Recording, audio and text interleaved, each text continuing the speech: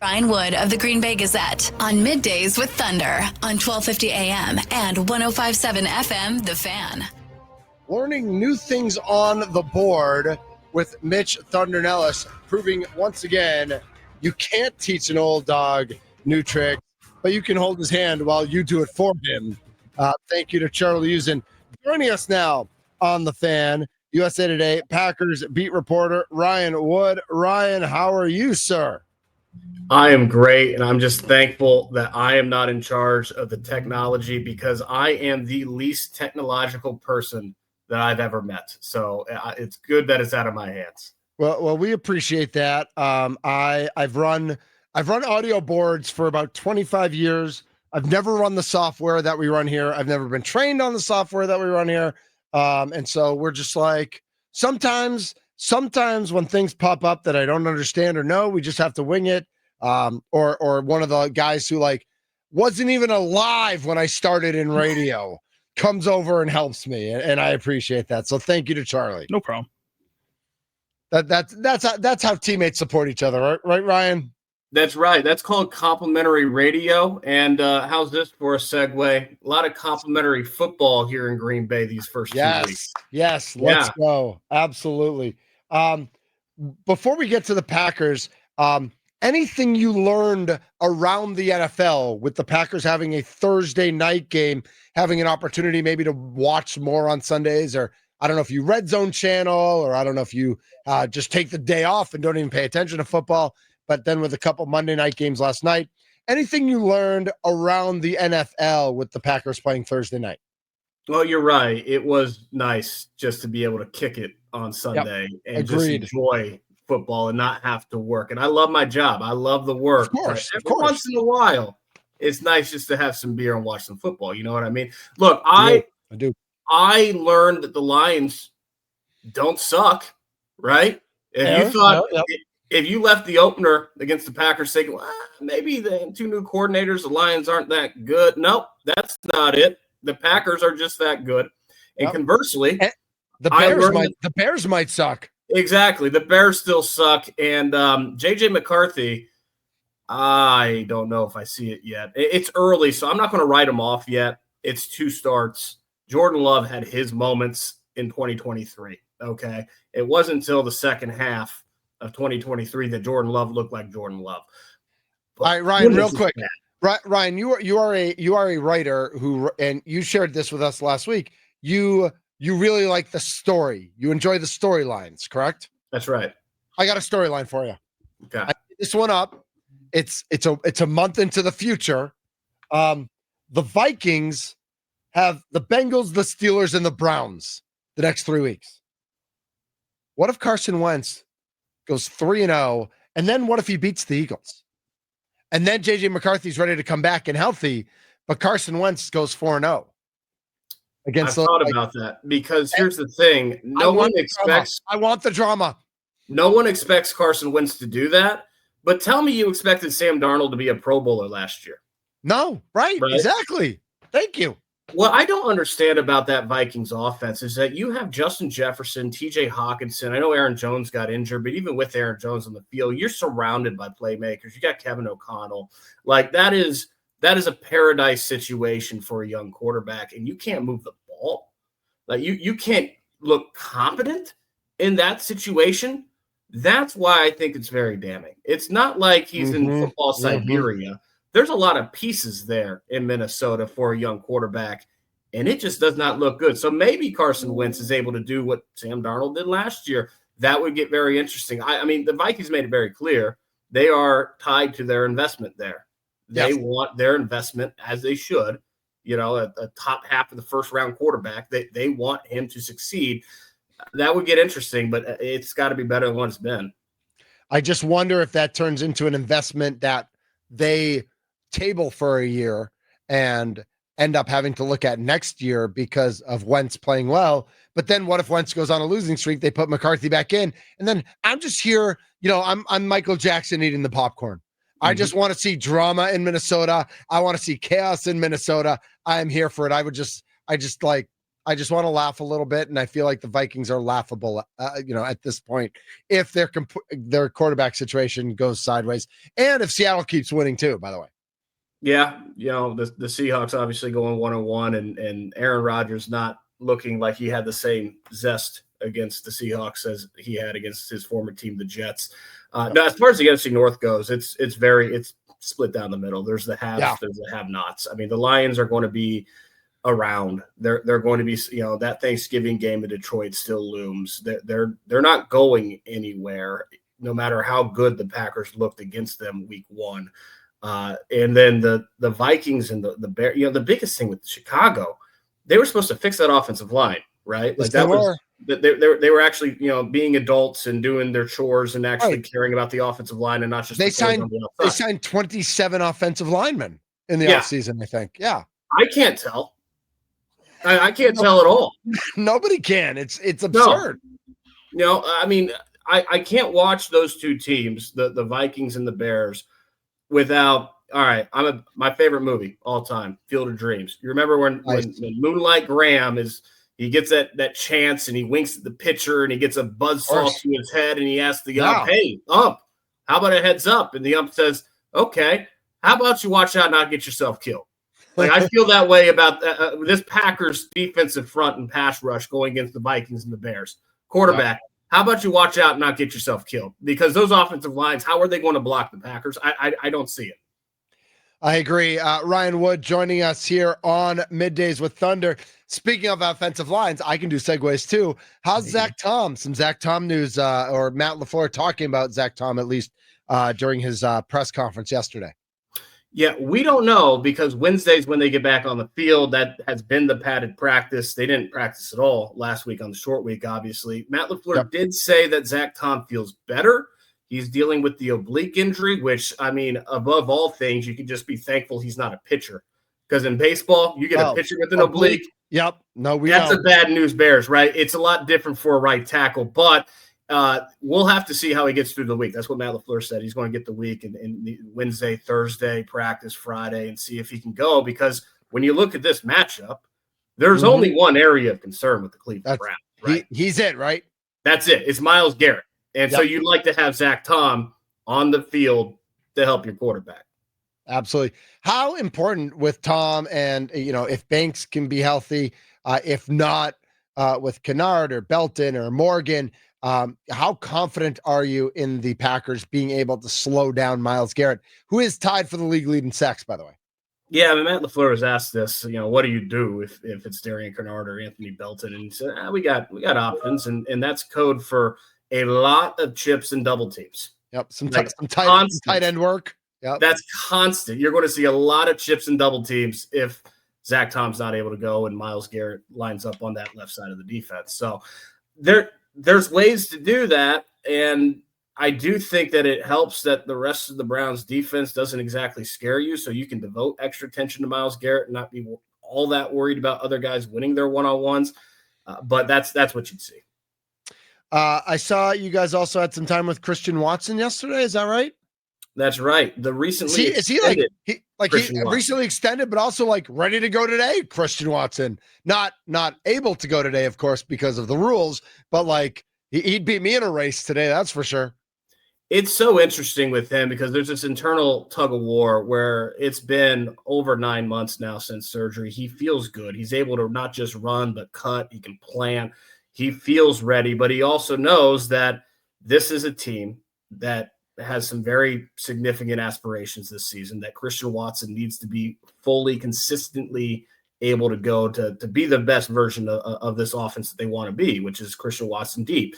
And he's wanting to go, but he's also wanting to be smart.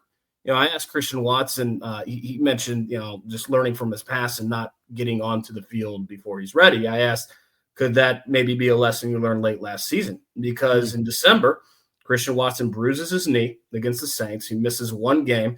The Packers offense looks putrid without Christian Watson against the Vikings. They had no semblance of a deep passing game. And then he comes back a week later, 2 weeks after that bruised knee, and on his 10th snap against the Bears, he crumples to the ground. He has a torn ACL. I asked, is that a lesson? He's like, yeah. He had passed every medical clearance check that you could that he needed to get on the field, but he still wasn't able to run and do his job in a way that he wasn't compensating for that bruised knee. And then when you're compensating other places, mental or physical, or think about when you're just, let's say you even like a stubbed toe or something minor, because we're not athletes. We go through minor things. Yes. You're fresh off a stubbed toe and it's like feeling better, but not quite right. You might still be favoring the other foot. Yeah, right? that makes sense. Yeah, you're not there yet. And so on a much higher scale, Christian Watson is favoring the other leg, and there's an ACL. So he wants to be back. He expects in 2 weeks, when that practice window on IR opens, that he will practice, but there's a ramp-up period. He's got to get in football shape. It's different just running compared to actually playing down in, down out. And he wants to be very deliberate, make sure that he's not on the field full-time until he can actually be on the field full-time without any setbacks, ready to go. Ryan Wood joining us here. He writes for USA Today, Green Bay Packers, a beat reporter, joining us on The Fan. Any other highlights from Matt LaFleur or from any of the players yesterday during availability? I think this week is it's so different than the first 2 weeks. First question I asked Matt LaFleur game week going into week 1 about the Lions was, is this easier? Every week's 1-0. And you want to win every game. Every game matters in the NFL. But this is the Detroit Lions. What this situation is. Is it easier to kind of get your team up for a game like this? And it's like, yeah, it kind of speaks for itself. Mm-hmm. The last two, when you're playing the 2-time reigning NFC North champion, when you're playing the NFC runner-up from last season, you don't have to say anything to get the troops motivated. They know what the situation is. When you're playing the Cleveland Browns, that's entirely different. I asked Xavier McKinney yesterday, okay, you're not playing one of these two teams. You're playing a team that you're not going to disrespect the Cleveland Browns, but you know that they're not the same. Right. How do you get up for that? And he said you have to come with the same enthusiasm. You got to come with the same mindset. And that's part of being a professional. That's what this week is. That's great to say, but how do you do that? Like, did he have any answers on, tricks to just like to not let it be lip service, but to actually make sure the team is ready? Yeah, it's interesting because as Xavier McKinney's telling me this, he's trying to get himself into this mode of the Cleveland Browns are an up and coming team, and there's some talent there, and I'm like, well, they just lost by 500 points to the Baltimore Ravens last week, so True. But, maybe turn on that week 1 film. They only lost by 1 to Joe Burrow, and the reality is that in this league, this should be a blowout this week, but in this league, any team can win on any given Sunday. There's professionals on both sides, and you have to be cognizant of that so that you don't overlook an opponent. But that's what you want to talk about trap games early in the season. That's what this is, and the Packers are wildly more talented than the Browns. They have to go out there and show it. Absolutely. Ryan Wood joining us here on The Fan, as he does every Tuesday at noon. Also, you can hear him with Sparky. You can hear him with Mason throughout the week. Your Mets didn't. I thought your Mets were going to help us with the Phillies a little bit. Your Mets didn't really do that for us. What is baseball? Is it still baseball season? Can I just cry uncle here and be let out of baseball season? It's just. You can, but the Mets, the playoffs start today. The Mets are still in the playoffs. That won't last. Barely. I've been through this 2007, 2008. This is a September collapse. I know what it is when I see it. We're still focused on keeping that 1.5 game lead over the Philadelphia Phillies for the overall best record. 12 to go. It is really the home stretch right now. That's for sure. Would have loved to see the Mets help there. I was fronting that line. I know. I thought they're in New York. I thought maybe you could steal one. Like what? Just didn't. You know what? It happens sometimes. Anything else you want to leave us with? As the Packers go to Cleveland, and some people said, "Oh, well, could this be a trap game because of what it means for Micah to go back to Dallas?" And obviously, we'll talk about that next week.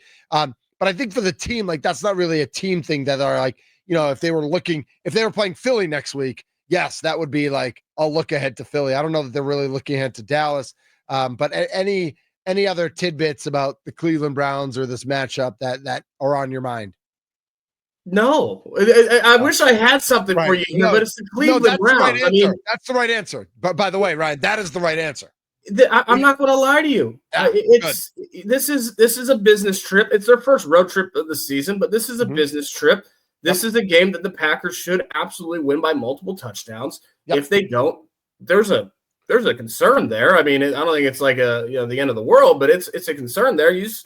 This is an opportunity for this team to go out there and be professionals and take care of business.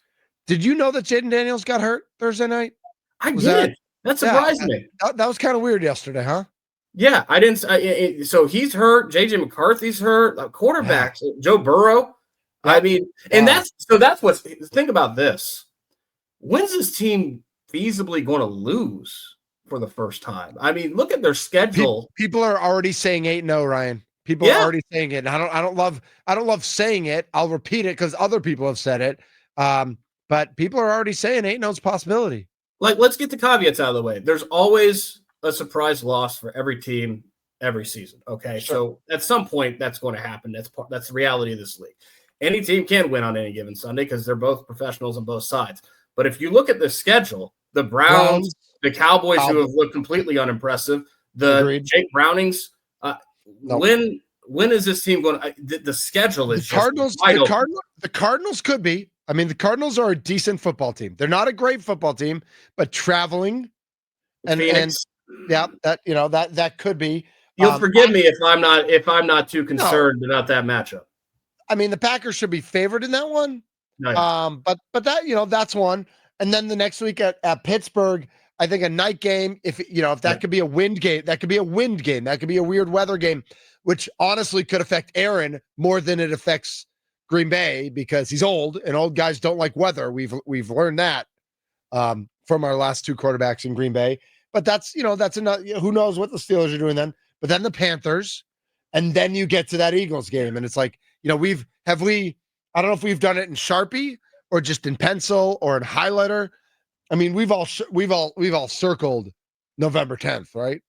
Like that we already can't wait for that game. Well, it feels like Monday night, Lambeau, gold package. So everybody from Milwaukee will actually show people in Green Bay how to cheer, right? It feels like this conference is on a collision course for a rematch of last year's wild card game in Philly, only in the NFC Championship game, destination TBD. Yep. So you want that game in Green Bay, obviously. The fact that you have a home game against the Eagles that could maybe potentially see how it shakes out, but might have something to do with that. Yeah, that's certainly a game that looms large. All right, and real quick, I'll give you the other question that we've been throwing around here. If I gave you to win the Super Bowl, if I gave you the Packers, Eagles, Bills, and Ravens, and I got the 28 other teams, are you taking those 4 or are you taking the 28?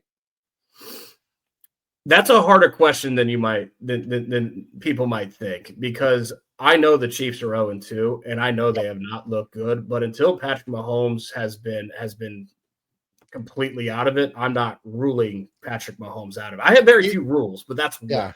That's a good one. Not say that he's not dead and buried yet, right? He is not dead and buried yet, right? Yeah. I think right now everyone the natural thing to do is, okay, you take those 4 because it sure looks like those 4 are the cream of the crop. But I'm not ready to say the Chiefs are done. I'm just not. Yeah.